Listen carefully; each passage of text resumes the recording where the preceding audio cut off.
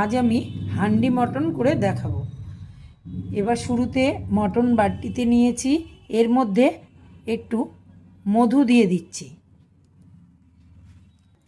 এবং লেবু রস দিলাম, অল্প ভিনিগার।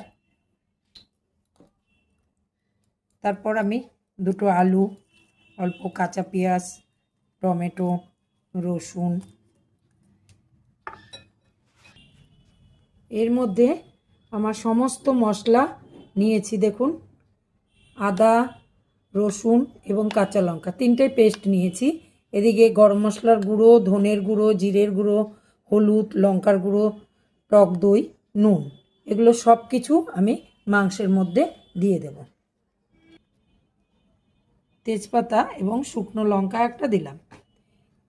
এর মধ্যে তেলের মধ্যে আমি পেঁয়াজ ভেজে নিয়েছি, এবার এটা মেশাবো।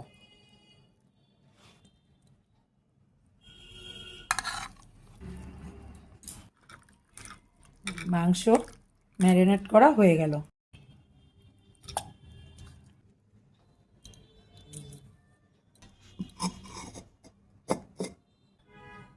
আমি আটা দিয়ে হাঁড়ি বন্ধ করেছি, এবার আমি গ্যাসে বসিয়ে রাখবো।